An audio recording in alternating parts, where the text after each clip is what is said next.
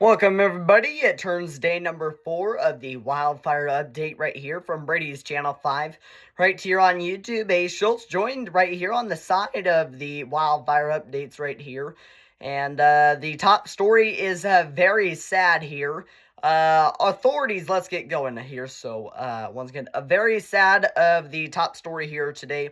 So once again, let's get going. I am Ace Schultz, and authorities have identified the victim of the massive Morrill Fire as 86-year-old Rose White of Arthur, Nebraska. Governor Jim Pillen confirmed White's death Saturday during a visit to Ogallala while touring areas impacted by the wildfire. White died Thursday at her home as a fast-moving Morrill fire swept across the large portion of western Nebraska. The Morrill Fire began Thursday near Angora in Bridgeport and also in Morrill County when strong winds knocked down a power line, igniting dry grasslands. Fueled by gusts exceeding 70 miles per hour, the wildfire rapidly spread across Morrill, Garden, Keith, Arthur, and Grant counties. Officials say the fire has burned more than 550,000 acres, making it the largest wildfire in Nebraska history and one of the largest recorded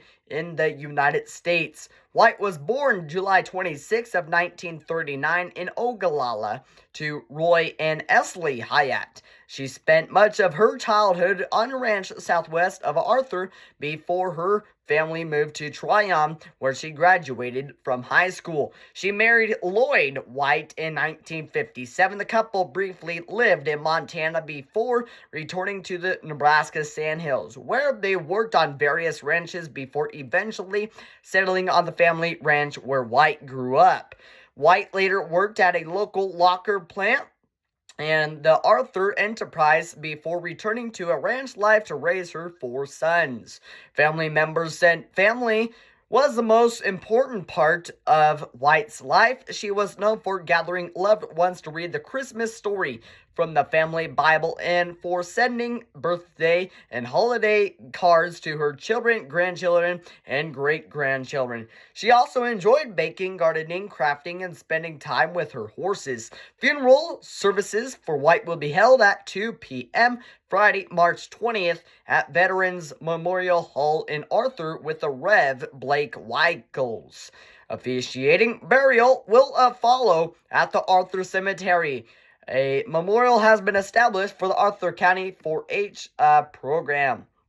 And also, strong winds remain a big hazard for many fires out there in the Nebraska Panhandle and the whole state of Nebraska here today, statewidely.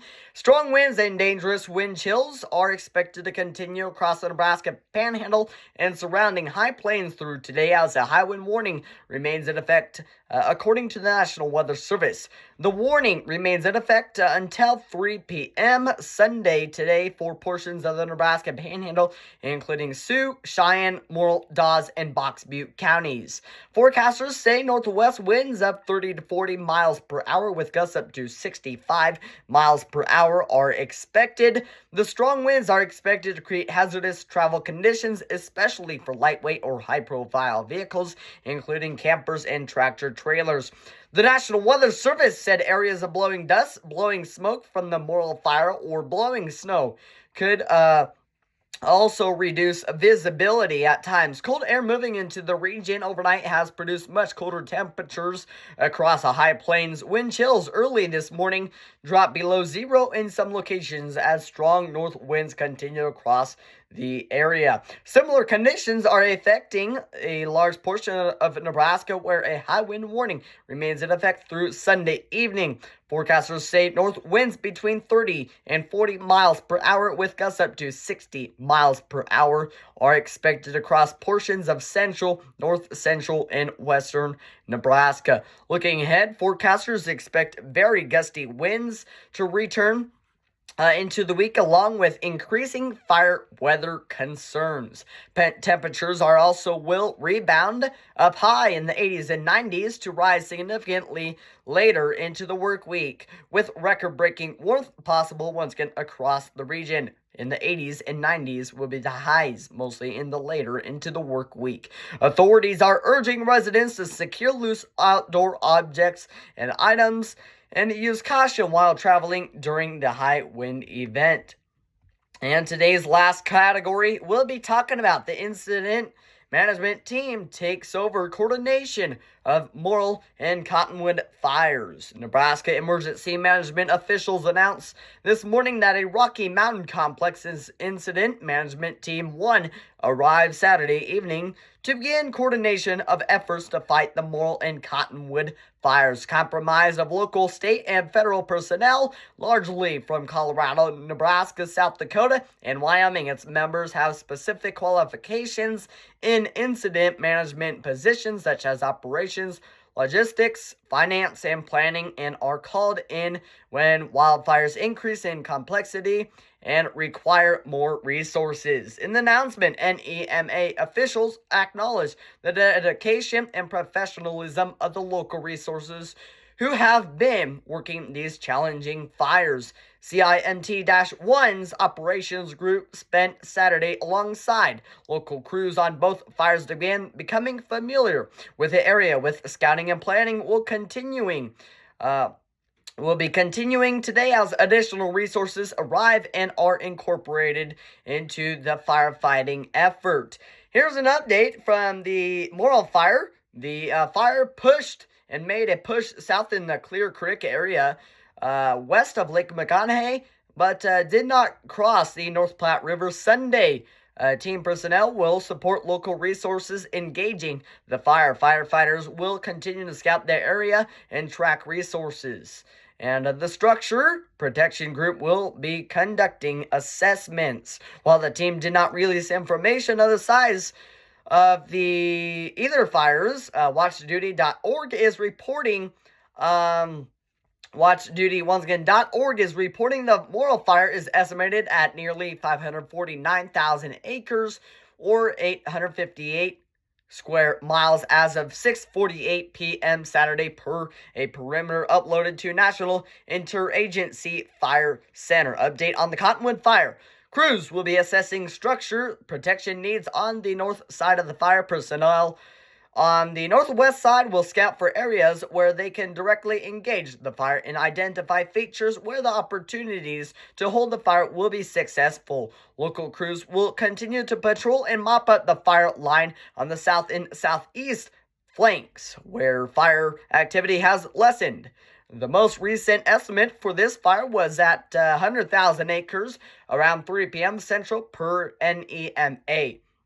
And under the weather, fuels, and fire behavior category, a high wind warning is in effect until 6 p.m. Mountain Time for areas in the central, southwest, and north central areas in Nebraska and for the Panhandle.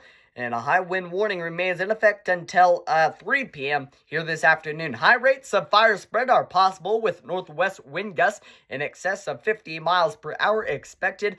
And it has snowed on the northwest side of the Morrill Fire, but with the strong winds, it may not mid-ignite fire behavior, with low temperatures forecast to be under 10 degrees tonight. Firefighters must take special precautions to protect their engines and equipment such as draining water, parking inside, and using antifreeze. While temperatures are cold today, hot and dry weather is forecast later in the week with record temperatures possible.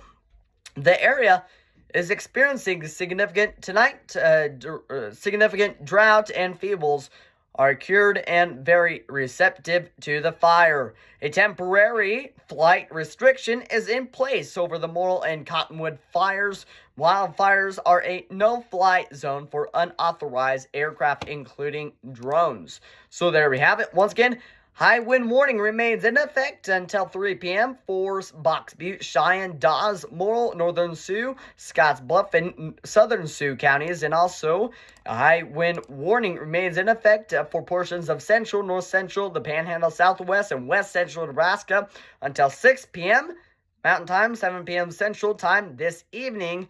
And also, a high wind watch issued out there in southeast Wyoming until or it will be in effect from late Monday night through Wednesday evening for southeast Wyoming. The wind-prone areas, including I-80 near Arlington and Summit between I-25 near Bordox and South Laramie Range foothills.